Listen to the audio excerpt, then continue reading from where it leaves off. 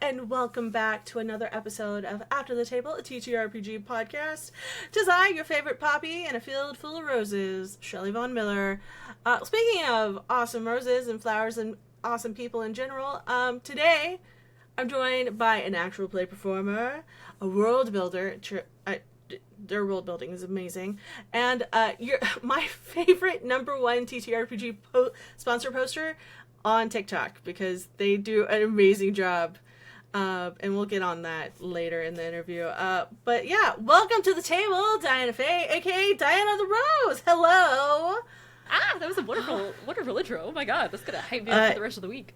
Hell yes. No, I take a lot of inspiration from I do drag and burlesque, and so like, you know, they try to like hype people up for the performance and everything like that, and so amazing. I take inspiration from that, and then also, I mean, it's a drag podcast.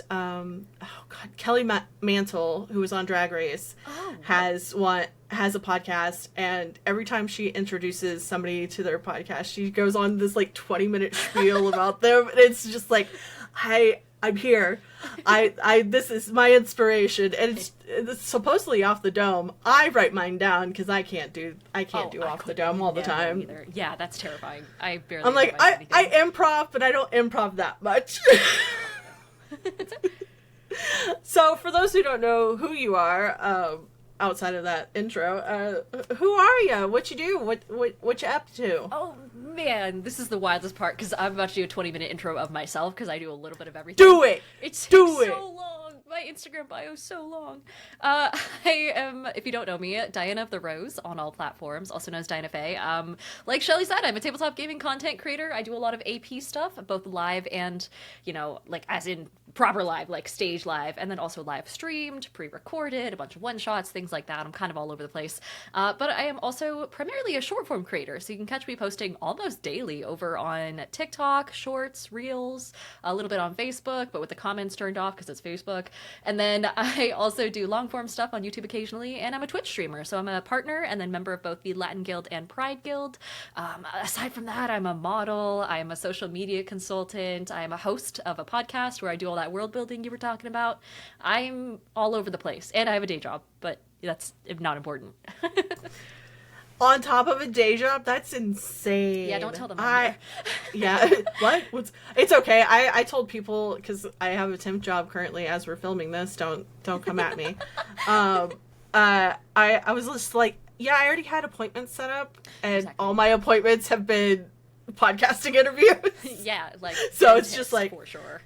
Yeah, I have interviews, I have stuff, but I'm a freelancer. So they're like, whatever, we don't care. Speaking of your short form content, one of my favorite is, it's pinned to your TikTok. It's your DM screen. Yes. Oh my god, I still have that thing. It's a DM screen I made back when I was in high school, and I was too poor to actually get a proper one. I'm surprised it's held up, but it's mostly duct tape and like foam core. Oh, do you still use it? I would say, well, I use it more as like a wall. To keep my rolls behind the screen and things like that, because it's so big, it covers so much surface area. I basically have to stand on a stool to see over it, but I mostly use it as like a physical barrier. It's based on the old 2014 rules, so I have a new 2024 one, so I use that for the 2024 games, but mostly it's like the DM screen for show, and then my laptop behind it that has like all my actual info. You're like, yes. Yeah. Yes, I'm looking at all these papers. Yes, exactly. I will say it is really good because it has like a bunch of slots that I can put like magic item cards in, and like little, you know, I do my initiative tracking in it still, so like that part's still useful. There's also a clock feature on it, which I use quite a bit, so I can... Is that what that round thing was? Yes. Is that a clock? It is. It helps. It's like a little 24-hour clock, and I don't have clock hands for it. I haven't had clock hands for it since high school because I never got any. I need to go to a craft store at some point, but yeah, it's meant so I can keep track of how much time passes in game a little bit more easily without having to guess whenever someone's like, oh, is it sundown yet? And I'm like flipping a coin or rolling a die and being sure. Like, yeah, it's 17 o'clock, I guess. Yeah, that's amazing. What, I guess, like, what's all on there? So we have the clock, we have initiative tracker, we have What else? So a long time ago, I was scrolling through the D&D subreddit r slash D&D Next, which is what they called 5e before they announced it being, 5th edition and all that. And it's got a lot of, I think, either pinned or as like some of the top posts on there, a lot of cheat sheets that are just like kind of fan made that talk about like travel speeds and how it's like, it's kind of like normal DM screen info except slightly modified and more community built, so it's a little bit more useful for a DM. And so I just back in the old days. Went to my high school, printed it out at the library, and just taped it down on the inside.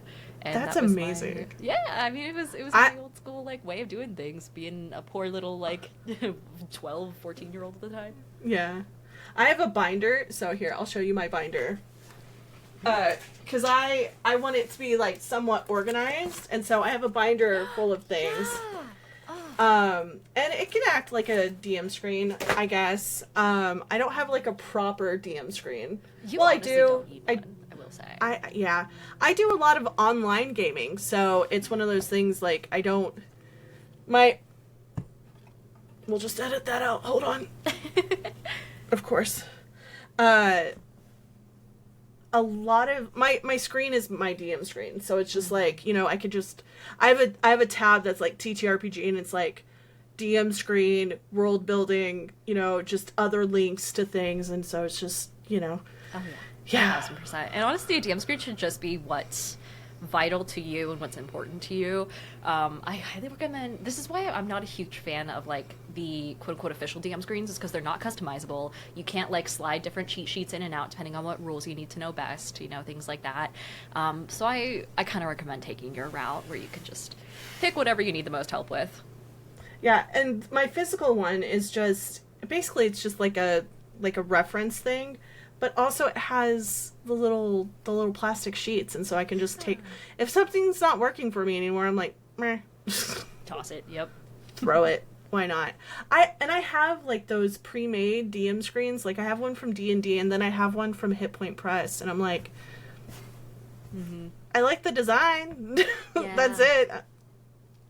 They look I already really have cool. this information. Yeah. I will say, like, as far as the art goes, 10 out of 10. I have one from Memento Mori, which is, like, the most badass thing ever. It's got, like, the Grim Reaper on one side and, like, some really edgy, like, medieval style, like, drawings and black and white portraits of people getting stabbed and things like that. I'm a horror GM primarily, and so, like, as far as the art goes, I'm here for it. I think it's cool. I think it's intimidating. I'm here to intimidate the players. Hell yeah. Okay, so on that note, what are some of your favorite horror RPGs that you've been able to play? That I've been able to play? Oh god, there's only like two. I play a lot of games in my head, in theory, where I read through TTRPGs, so I like collect horror games specifically. So anytime I see one, I have to pick it up and add it to the collection. And so I've got a lot of them, but also horror games are pretty hard to run, only because the ones that I find tend to be not super popular, and having to have a table who's all entirely new to a game. Yeah, people don't necessarily want to learn a new game when they can just play D&D again and not have to do much prep. And then on the other hand, horror games implicitly have like those extra issues with like safety tools and consent sheets and things like that, and so it's a little bit more difficult for certain games just can't be played with certain tables, which is fine. But I think out of the ones that I have on my shelf so far, I'm desperate to play Cult. It's Kult, and it's a newer edition of a game. I think this present edition is called like Cult Divinity Lost, and it's all about a modern setting, but the world of angels and devils and like all this kind of like highly religious, highly sinful type theming happens, and it's like humans kind of live alongside angels and demons, but we have a veil over our eyes that makes it so we can't see them day to day. But the heroes, the party, can see them and then start to have to like confront these dark secrets within themselves and their own sins and their own dark histories, in conjunction with just like all of these horrifying looking creatures. And it's so much fun. It's really cool, but it's also so mature that the content warnings in that game do not go far enough. There's like vivid descriptions of some really messed up stuff in like the suggested text in the game. And so I'm like, oh, I don't think I'm going to be able to play this. But it's cool in theory. And so, and it's powered by the Apocalypse too. So it's like easy. Oh, that's such an easy game to teach then. Yeah. Probably. If you know one PBTA game, you know them all. Yeah, basically. I guess on that note, you said there's a lot that you haven't been able to play. What is one of them? Because I have one, and I wonder if this is also on your list. Oh my god, there's so many on my list. I haven't been able to play, oh my god, The Darkest House or The Darkest Woods yet, but I really want to. There's both from Monty Cook. Same with Old Gods of Appalachia and the Magnus Archives. I just haven't gotten into those because I feel like I need to know the lore behind the podcast that they're based off of first, and I just don't have the time. Memento Mori is another one. It's an indie game, and it's just absolutely gorgeous, like I talked about before, but again, no one knows it exists. There's a bunch of like horror modules for 5e that I want to play. Broken Tales is not really a horror, but it's like really cool. It's basically like, you know, all your childhood fairy tales, but turned really dark and twisted and on their head is the premise of that one. I could go on. I've got a whole like series on YouTube talking about all my favorite indie TTR. I keep looking over here because my giant bookshelf that I just set up the other day You're is like, so boop, boop, boop, I'm like boop, reading the boop, titles boop. from 17 feet away. Yeah, so many. I honestly, as far as horror games I have played, I've really only gotten to do like Call of Cthulhu once, and I'm scheduled to play Teeth here soon over on the Panic Tables channel, so that'll be cool. But I don't know, what's something you're going to talk about, because I guarantee it's on my list too. 10 Candles. 10 Candles! I want to play that so bad. I'm like, I watched, it was Vince Carrazzo. He was doing it for Pixel Circus a few years ago, and I was just like, I want to play this so bad. It looks so cool. And so, it looks so cool. And when you have a game that's like, where you know that you're going to die at the end and there's like nothing you can do about it, you can have so much more, I feel like, creative freedom with it, and you're not focusing on just trying to stay alive, you're focusing on telling the story. Yeah, big swings. That's a big swings game, and I'm here for it. Yeah. Have you tried like playing it over, because I know that there's like some software out there that you can use to play it in like online. Yeah, I think virtual tabletop there is. It's just, I feel like, I don't know, the movement aspect of like, if you move and it blows out the candle, it's like, oh. Yeah. Oh man. It's wild. Have you played, you might really like Dread. It's very similar. Ooh. Have you heard of it? No. It's a game where it's best suited for one-shots, also pretty mature, also horror game, where instead of rolling dice or anything like that to determine the outcomes of your attempts to do something, every skill challenge, every feat that you try and do is determined by pulling blocks out of a Jenga tower. And if the tower falls, you die. So same sort of vibe where if you accidentally bump the table. I love Jenga tower games. I might have that actually. I get a lot of those bundles where it has like a bunch of different games, and I'm like, there's a bunch that are like Jenga, and I'm like, I don't have Jenga. I don't have Jenga. I have like, I can play the tarot card ones because I have tarot cards, but I don't have Jenga, so I'm like, dang. Did you ever get into like solo journaling TTRPGs at all, like horror ones? I do have a few of those. Which ones? They're kind of cool. I know. Oh gosh, Like which ones? I have a few. It's one of those things like, yes, I have again a folder on my computer that's all TTRPGs. Oh my gosh. Do I have one that's just solo TTRPGs? There we go. Wow. Let's see. Yep. Incarnation is a good one. I think I played that. Incarnation. Yeah, Incarnation. The Tea Shelf, which is really cool. Because you build your own like tea shelf, and it's a whole thing. And then adorable. Let's see. I have a few. I've played Incarnation before, and I'm trying to think what other ones I've played. Because I've played them on stream. So it's one of those things like I have chat interact with me, and I'm like, okay, so what are we hoping to do? So Those honestly, solo TTRPGs are so good for streaming. I feel like it's an untapped market. Oh, and it's a tarot card game. Okay, I just now looked it up for the audience. It says, in Incarnation, you create a character who has just become aware that the life they are leading is not their first life. Using a tarot deck, you will create the story of his character in their past lives, uncovering secrets, pleasant and otherwise. That's cool. I love that as a concept. yeah, it's super cool. And then there's a few solo ones that I saw that I had before, and then I saw them at PAX Unplugged, and I was like, oh, okay, I didn't know you had a physical copy. I was like, I only have the one from Itch, and they're like, oh, you're fine. So I'm like, sweet. Do you prefer like the itch copies, or like if there is a physical, do you try and grab it so you have it? If there's a physical, I try to grab things because I'm a hoarder. I hoard things. This is, but this right here up to here is all TTRPG books. Oh, amazing. And then, I am a little hoarder. I'm a little I don't know. It's just that, and like the feel of like breaking open a not literally, well, I mean, you can break your books however you want, but like breaking open a book, looking in the index, trying to find something, and you're like, all right, guys, role play while I look for this real quick. Okay, talk amongst yourselves. Be like Mike Myers whenever he had the Jersey grandmother on SNL. Talk amongst yourselves. The topic is heist. So Amazing. It's just... I'm showing my age right now. I'm just like, yes, old school SNL, Mike Myers. I think he did it for the 50th. He definitely did it for the 50th. That was recently. Oh right? my goodness. Or was it? Yeah, the 50th was recently. So, okay. So I heard a rumor, and by a rumor, I just looked on social media. Last year was your first time going to Ren Fair? It was. Oh my god, I got so drunk off of the mead. It was so great. I had never been to a Ren Fair before, and there was one up in, so I go to the Canby Ren Fair, which is 3.5 hours away from me, so it's not the worst thing in the world to drive out to. Not when you live on the West Coast and everything's big.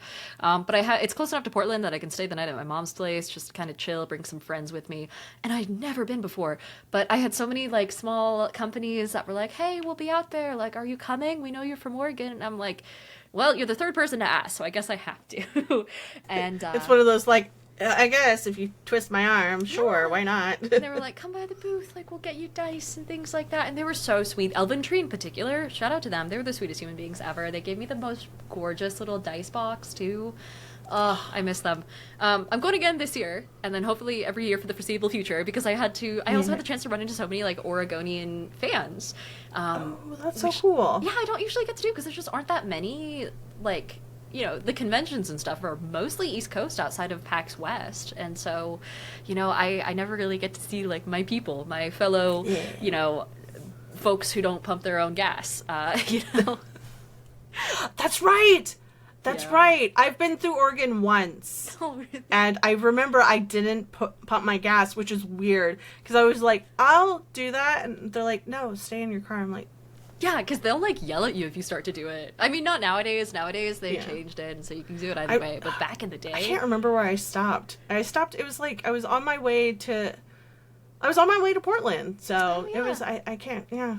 Oh, man. Yeah.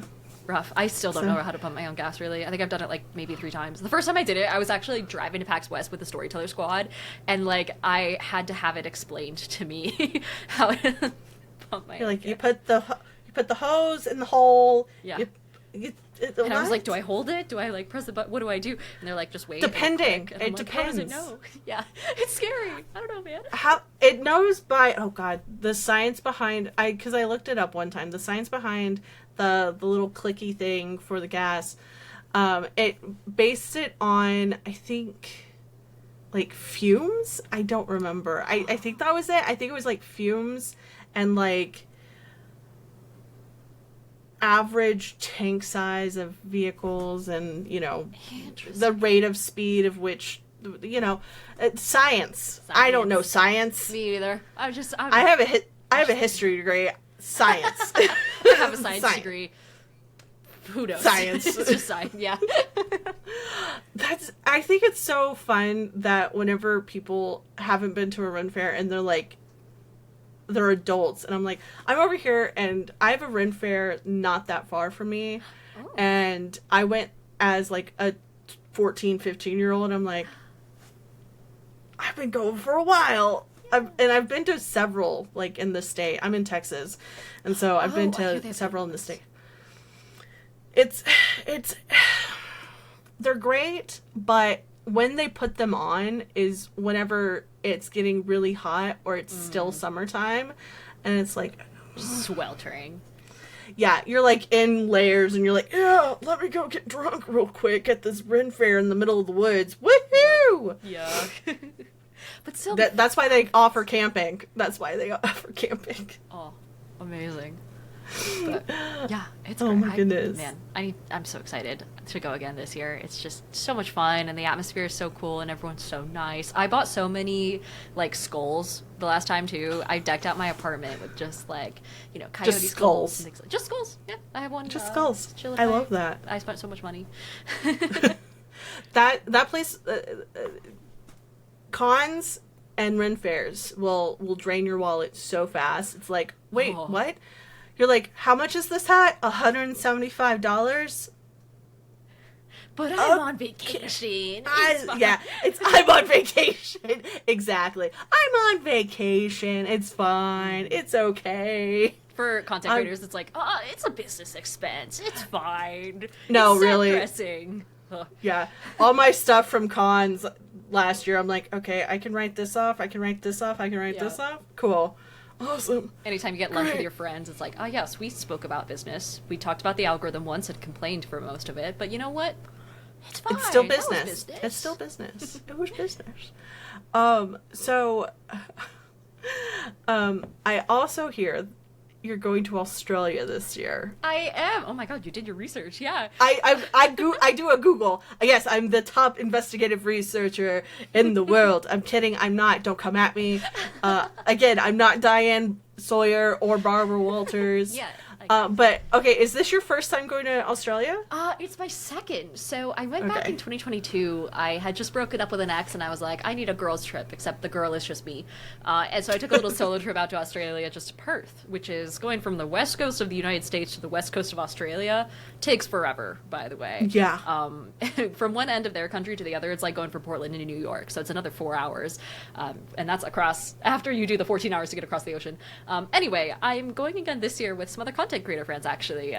Maddie, also known as Madaloon, and Kiki, also known as Kiki Does Stuff, and then her boyfriend James, also known as Hugger Muggered. We're doing a little group trip, and the goal is to go to PAX Australia, but when you go to Australia, in order to make it worth it, you kind of have to go for at least 2 weeks because of the travel time and all that. So we're going to spend a couple weeks down there, hang out with Maddie, play some D&D, potentially some other TTRPGs. I'm going to run for the first time in person since, God, forever. And That's amazing. hopefully meet some Australians. So you're like, I've got to pack a whole other suitcase so I could just pack dice and bought this the and biggest that and suitcase books. possible.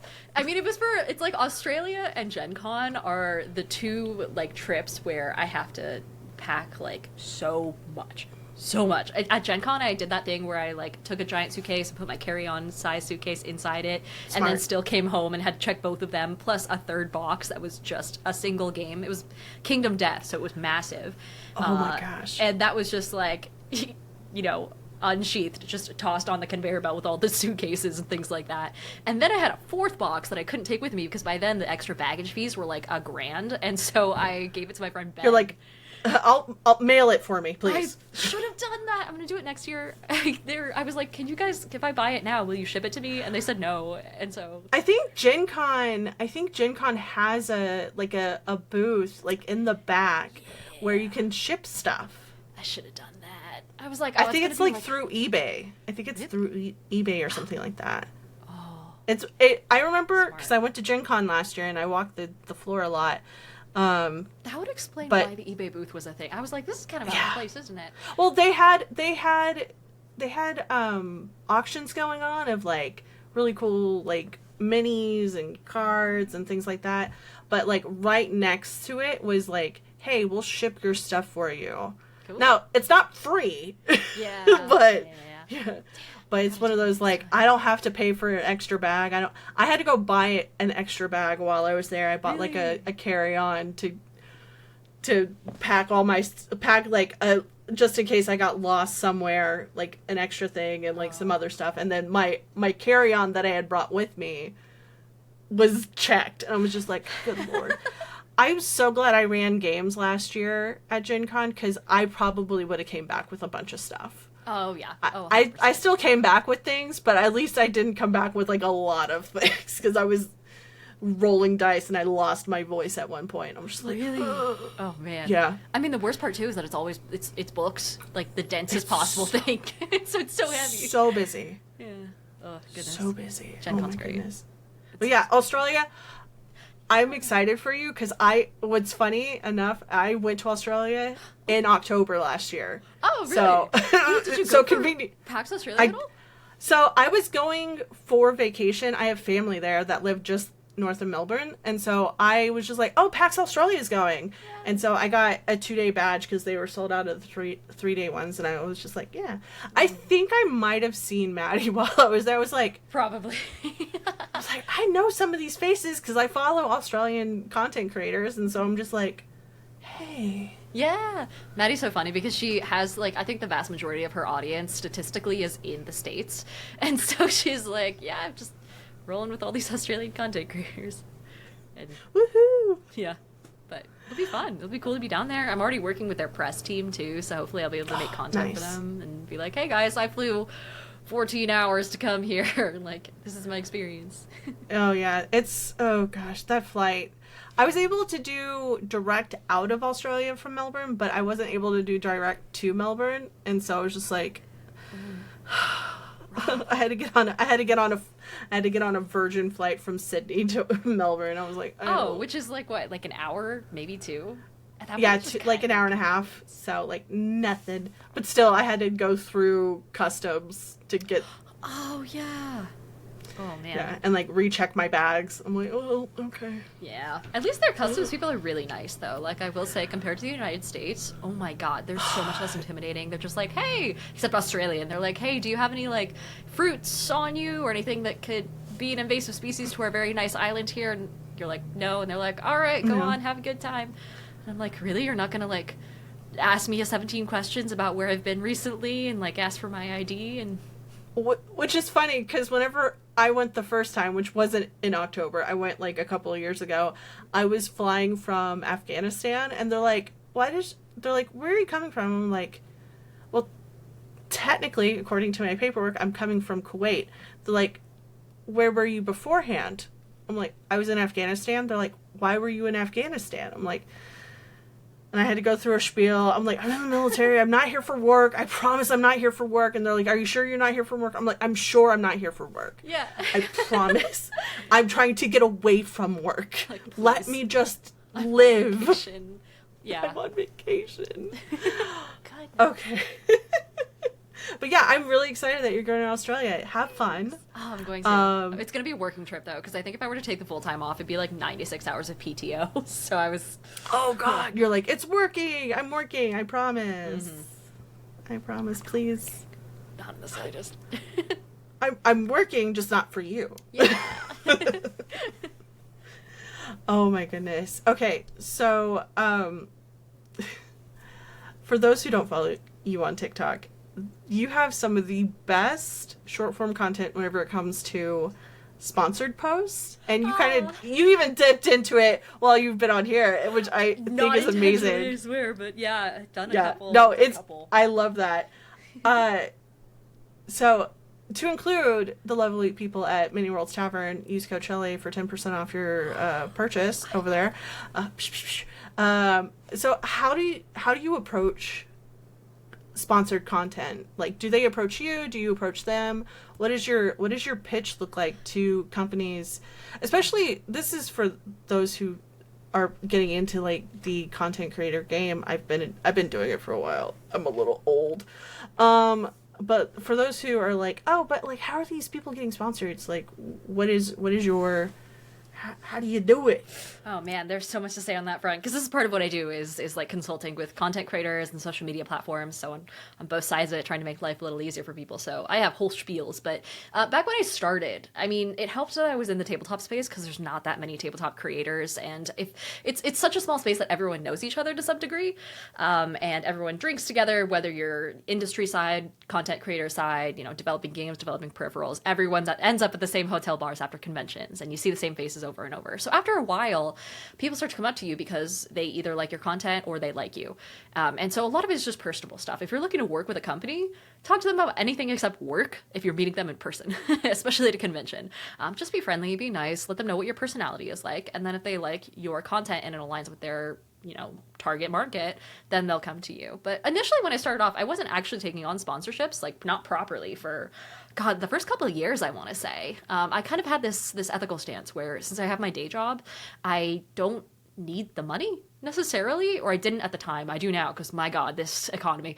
And the thing was I would find companies that had products that I liked. And the first one I ever did was Bodoni's Dungeon, which is this little Etsy store that sells sweatshirts and things like that are more minimalist D&D merch, far more so than like your typical picture of a beholder and, you know, on a graphic t-shirt. And it's like, no, this is just a cozy little sweater that says hot girls play D&D and things like that. And I was like, I love your stuff. So I shot her an email and I was like, hey, I have a little bit of a platform. Like, I don't want to charge you anything because your stuff is genuinely really cool. And I want more of like the girls to wear things like this because I think it's fun. It's cute. And I was like, I'd be happy to do like a little trade if you want to. And so we worked that out. And that was my first ever like quote unquote sponsored post, but more just like small business shout out. And so for a while I was doing that where I was just finding products that I really genuinely loved and then just kind of offering to do videos because I was like, I really want this product. I think it's cool. If it's as cool as it is in person as it looks online, like I want to show my audience this. And that kind of bled into later sponsored stuff because those videos ended up doing super well. And then I was able to point to them and be like, hey, look at how good this, you know, shout out was. It got like over 100,000 views on TikTok alone. Like, so I guess in theory, like if you guys wanted a proper sponsored video, this is a potential like number that you could hit. And from there, I started taking on sponsored posts. It was a lot of people coming to me, and I now have kind of shifted my stance a little bit, where I do proper paid stuff, but I won't do it for a company that I don't use myself, and that I don't like, you know. So a lot of stuff I do is either shout outs because I still genuinely love the product. So for Mana Project Studio, I do a lot of things like that. Sphinx Stationery, I do a lot of things like that because Alyssa's stuff is like so innovative. And other times, if it's not a small business and it's like a company that properly has a budget for marketing and I really like their stuff, then I'll be like, okay, we should probably work out like a proper sponsorship deal because like you're not just some person running out of their basement. Like I kind of know you have a budget for this. So let's try something. But even then, like, even if I do get paid for it, it will always be something that I use myself. That was a very long-winded answer. I'm so sorry. No, that's amazing. No, because I think a lot of people are like, yeah, they just take on sponsorships and they don't actually use the product. And you're like, yeah, no, it's all stuff that I like keep around, especially with Many Worlds Tavern too. Oh my god, I wish I could be sponsored by them. Their rose white tea. I'm afraid to use it because I don't want to run out of it. It's so good. I love their stuff. I have so much of their coffee. I'm like, I just need to go through so much coffee to buy more. But no, the funny thing is I went to them just to be like, hey, would you want to sponsor for like would you want to do a sponsorship for, or like work together for a charity one-shot that I was doing? And so I was just like, yeah, I'm doing a charity one-shot. We're raising money for Fisher House Foundation. Like, go watch that one-shot. It's on YouTube right now. But yeah, it was just like, hey, do you want to... I know that you do charity stuff, so I would love to, like, work with you. I'm also from Houston, so, like, you know, local, whatever. And they came back, and the person who was working there at the time, who is amazing and talented and just amazing in general. I think I know what you're talking about. We're talking about Joe. We're talking about Joe. We're talking about Joe. I love Joe. But Joe was just like, what if I give you like a code? I was like, oh, just for their one-time purchase? They're like, no, for you, darling, so you can make some money. I'm like, I mean, I guess. It's so sweet. I love that. So yeah, it was great. And yeah, it was, again, I just like, with that whole thing is like, I approach people, as long as you're liking things and you like what they're putting out and everything like that, like, I don't see why people shouldn't. The time you should be wary about sponsorships is whenever people don't disclose it's a sponsorship. Yeah, you have That's to the say only time that you're paid or that it was a gift if it was a gift. Otherwise, you get in trouble with the FCC. The FCC. And you don't want that.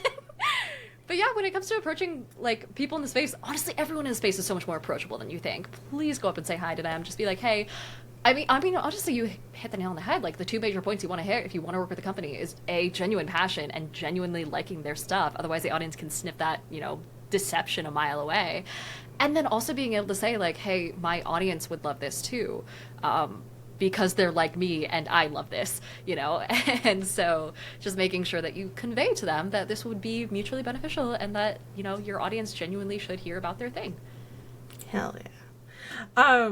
So you're on a few one-shots, and So many. shows, APs, to include, you did at Gen Con last year. Was it last year? I think it was last year. You did the Sync one shot. I did, main which stage. is amazing. Thanks. How did you land that, and like how did you get into the AP space? Oh my gosh, I can't remember what my first AP was. I think technically it was a little live streamed one shot of Dread, actually, that I did for Total Party Chill like ages ago at Big Bad Con, because we just happened to be in San Francisco and they had their studio out there at the time. I think they still do. I think they're still in San Francisco. Shout out Total Party Chill, aka the people who rock with Start Playing Games. There you go. Oh yeah, we love them. And I think that was my first time being on camera, and I was like a little nervous, but at the same time it was very fluid. It's just, especially when you have something to focus on that's like a game in front of you, and you take away the audience aspect of it, and you're just like, oh, I'm playing a game with friends. Like, I'm doing what I do at home, but just here. And so it's so easy to get into. And from there, it just kind of spiraled out. I got asked to do a bunch of one-shots and mini campaigns. I'm currently in a Sunday live stream campaign called Chains of Asmodeus on Maddie's channel, Madaloon, which is over on Twitch, which is like so good already. And I get to play a character I've been wanting to play for years. And then I do one-shots pretty much anytime they hit my desk, because they're just so much fun. And I get to learn new systems doing it too. Like, that's my impetus to start learning things that aren't D&D, is if someone comes up to me and they're like, hey, we have a game, we have a one-shot, we have a channel, we have an audience, like, do you want to come join? And they're like, what's your appearance fee? And I'm like, I don't know, I'll just do it. So, but yeah, that's always fun. And I don't know, I think by now I have to have done over 30 or 40. They're all linked to my link tree somewhere. You have to scroll way the fuck down to find them. But then the Sync one shot just came because I had done a couple sponsored videos for Sync. Because Johnny is like the nicest human being on the planet. Johnny Stanton. Amazing human being. Super friendly. And then the whole Sync team is amazing. Oh my god. Sam Rusk's art is phenomenal. I backed it. I backed the Sync Kickstarter. And I was just like, I cannot wait until I get my hands on this book just to look at the art, because I've been following Sam for a while, and I was just like, I love their art. As a person with tattoos, I'm just like, I love the traditional art form sometimes, and it's just like, yes, give me this art, please. Yeah. And so I did a couple of videos for them, and at that point, Johnny was like, hey, you're going to be at Gen Con, right? And I was like, yeah. And I actually got asked to do the Sync one shot at San Diego Comic-Con first, but at the time it was only like a month before San Diego Comic-Con was happening, and it's a week before Gen Con is that convention. And so I was like, listen, I would love to. It's going to cost me $400 to go down for a day, and I don't think I can swing that right before Gen Con, where I'm going to be spending thousands. So I was like, I appreciate you so much. Thank you for the badge offer. I can't make it work. And he's like, no worries, we'll see you at Gen Con. And so I got to do the Gen Con one, which was so much fun. That's amazing. How does it feel to do stage live play as opposed to like on camera or pre-recorded stuff? I get so much more nervous about the audience size. The Sync one shot was a little bit interesting because it was main stage and live streamed, which I'm used to, but at the same time it was at 9:00 on like a Saturday or Sunday of the convention, and so people were kind of like off having dinner or drinking or things like that. Like, I had to leave a party to go do it and then come back to the party afterward. And so it was like kind of a rough time, but at the same time, the audience was so supportive. Like, I did a recurring bit where I would just like get them to start cheering in response to something my character was doing, and they were like so into it. And that's like the sort of almost collaboration between the live audience and the actual play performer that I'm not used to. I'm not used to that like two-way communication almost. At the same time, I got to do this thing where whenever I was too lazy to add numbers myself, I was just like, hey, who in the audience can add 9 and 12? And then someone will be like, it's 21 from the front row. And I'm like, thanks, friend. So that's amazing. I love that. I think I can play off an audience pretty well, and I regret that I don't get the chance to do that as often, but that's what panels and stuff are for, to kind of fill in between APs. That's the point of a con right there. Live shows. Live shows. So hopefully we get to see some live shows from you at Gen Con. There's some in the works. Maybe some PAX Unplugged ones. I hope so. I love PAX. It was my first time going to PAX Unplugged in December, and I was just like, I love this con. It's just so cute. It's so great. It's so great. I don't know how I feel about the security and having to go through it every single time with all my content creation stuff. I get why they do it. Yeah. It's a pain, but I was just like, oh gosh. The great thing is I was with other content creators whenever I was there, and so we would just go up to the content creation thing early. Some Yeah. of us would be working, some of us would go work out on the floor or whatever, or go to panels, and then like we would just hot swap Yeah. to make and so like It's nice. it works. The creators are all super friendly with each other. We have our own entrance at PAX too, which is immaculate. So yeah, I don't know. It's fun. I love that. I loved it so much. I was like, oh, I don't have to go through this other entrance that's got a huge line. And okay, cool. Yep. Thank you. I appreciate that because I got a creator badge and I was just like, shit, yeah. It's so much yeah, fun. I'm gonna. The media room. I'm gonna take advantage of every part of it.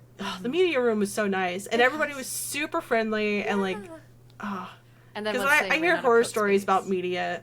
Oh. I hear horror stories about media rooms at other cons, and I'm like, Oh. Ooh. yeah, Good to know. I was just like, oh well, okay, good to know. All right.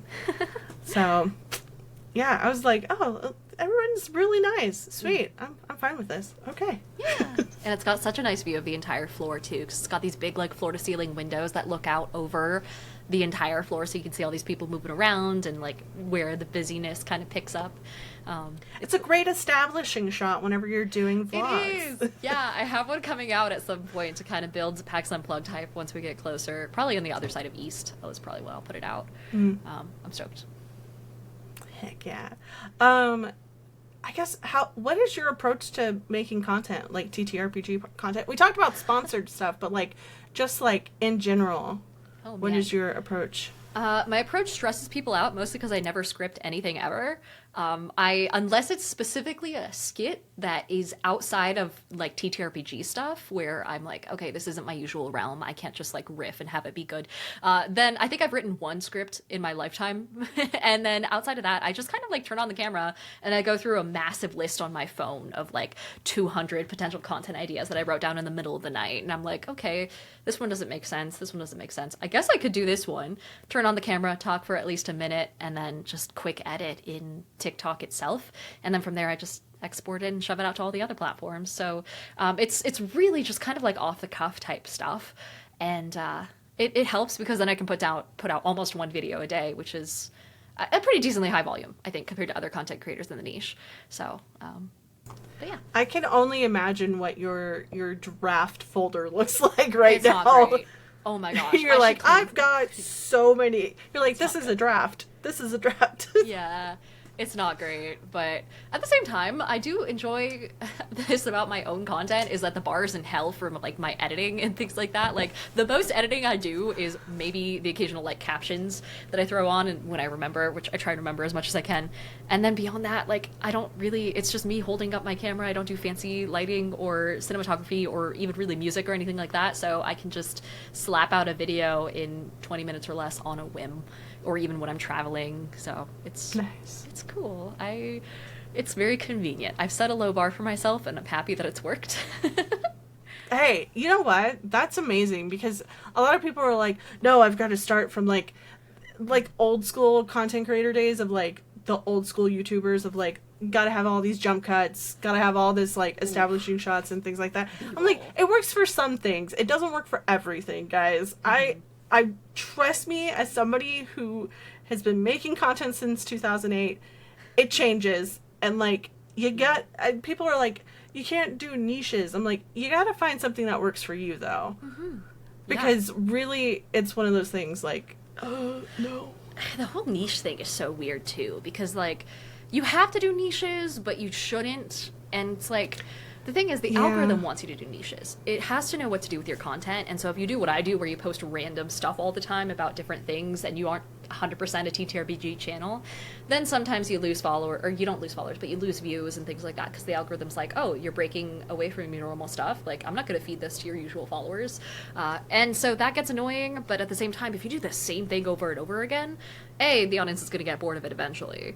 And and you're going to get burnt out. And you're going to get burnt out. Listen, I this is a hot take. I'm a firm believer in the fact that everyone gets burnt out eventually, but it'll happen so much faster if you stick to a niche and don't deviate from it. And especially if you have like, God, I feel so bad for skit creators in particular because it's such a high like amount of time that goes into each video, and like with YouTubers who don't do short form content, it can be a lot of the same thing too, where it's like you have so much editing to do and so much B-roll you have to insert and things like that, and it's like if your production time is that high, burnout's gonna happen at some point, and it'll happen faster if you don't just have fun with it. And I don't know, which is easier said than done, because again, the algorithm hates that sort of stuff. I don't know. I could go on. I could write a book. It hates short form, but it loves short form. It hates long form, but it wants long form. Yeah. It's like look, at this point we're not making content for people. We're just making content so the algorithm shuts the hell up. Yep. Which is the worst way to go, but they haven't made it any easier. It's just AI is great for very few things. The algorithm, not so much. Yeah. And that's on all platforms. It's like, oh, great, cool. I love this. That I have to... Okay, and then there's the TikTok ban, which has thrown every single social media platform into like some crazy algorithm change and experimentations that they're doing recently to try and make sure that they can step in when TikTok goes down, if TikTok goes down, and that's just hurt everyone. Who knows? And don't get me started on that. No, this is bad. Okay, so I was just like, whenever it happened in the US, I kept opening TikTok because it's just a reaction. Mm-hmm. I was like, I need to delete this off my phone, and I'll just re-download it from my downloads. And they're like, hey, by the way, you're not going to be able to do that. And so I had to wait to get it back on my phone. No. And like, until, when did it go back on? Late February? Several weeks later, yeah. Yeah, like late February, I was finally able to get it back on my phone. I'm like, I put some stuff up because the desktop site wasn't banned. Yeah, so you have to go, oh no, it feels so primitive. So I was just, I was just like, I'll just edit. I was just editing on freaking DaVinci anyways with my shorts for things. So I was just like, while I'm here, I don't have to, save it. I was already the funny thing is I was already doing that with the process of scheduling stuff. Oh, yeah. So, because you can schedule on the desktop site, you can't schedule in the app. Which is so dumb. Like, oh my Which is so dumb. Which is funny because you can only schedule on the Instagram app, but you can't schedule on the website. I don't know. Platforms piss me off to no end. It's like, please, make it make sense. Just give me scheduling across the board, people. It's not that hard. Yeah. Please. It's just a widget. Oh. It's a widget you already have. Exactly. It's so dumb. It's like, it's literally just a drop down of like schedule, date. That's the one thing YouTube's always been good at. And I've taken classes with actually every single platform at this point. TikTok, Instagram, YouTube, and Twitch have all had some sort of mentorship or coaching that I've taken at some point. And YouTube has explicitly stated that they're in it for like the long haul, and they're hoping to just kind of like outlive all these short form platforms and very intentionally roll out changes. So things like the ability to schedule or tweaking their shorts length to up to 3 minutes and things like that. And everyone's like, come on, can you do all this stuff faster? Like TikTok had it forever ago. And they're like, yeah, but TikTok's going away. Like, we still have all our stuff. It's interesting. Yeah. Every platform has such different attitudes. I'm waiting for YouTube because a lot of people don't know this. This is old school YouTube talk. You used to be able to reply to videos with videos. They got rid of that? They got rid of that so long ago. This was old YouTube. Like 2008 to like 2010. You used to be able to reply to people's videos with videos. So I'm like, I need them to bring that back because this would be great. I guess they have Remix, which is for basically short form. Stitching. Yeah, basically stitching, but that's like for short form. I'm like, I want to do like long form videos this way. Come on. It's so that's I have no idea. Yeah. The elder millennials here to tell you things about the old school internet, kids. Oh, man. On that note, plug your shit. Okay. Where can people find you? Where can people see you next? Yada, yada, yada. So we are filming this over in mid to late March-ish, March 20th, which is why we're talking about the TikTok ban. Don't tell them. Don't tell them. or we'll sound like idiots. And I don't know Yeah. which is worse. But either way, but the next thing that I'm going to be at by the time this comes out is PAX East, and we'll both be there. So that'll be exciting. I'm excited. I'll hopefully But be where on some can panels. they can find you? But Where can they yeah, if you're you looking to on find the me internet? on the internet as opposed to in person, I will be at Diana the Rose on all platforms. That includes TikTok, YouTube, almost said Tumblr. I mean, I guess I'm on Tumblr, but like passively. Oh, don't remind me. Twitch is what I meant. Instagram, all those, everywhere. I will be at Diana the Rose. Heck yeah. And you can find all those links down below in the show notes. Go follow them. And if you're at PAX East, come say hi. Hello. Say hi. Hello. You can find me everywhere at the internet or on the internet, whatever, at Shelly Von Miller, to include Patreon and Fourth Wall memberships, where you get early access to podcast episodes, other content. Get ready with me. You'll probably get some early access to PAX East stuff. Womp womp womp womp. And yeah, make sure to subscribe, leave some comments if you're listening to this on Spotify or YouTube. And yeah, I love you guys, and I will see you on the internet. Goodbye.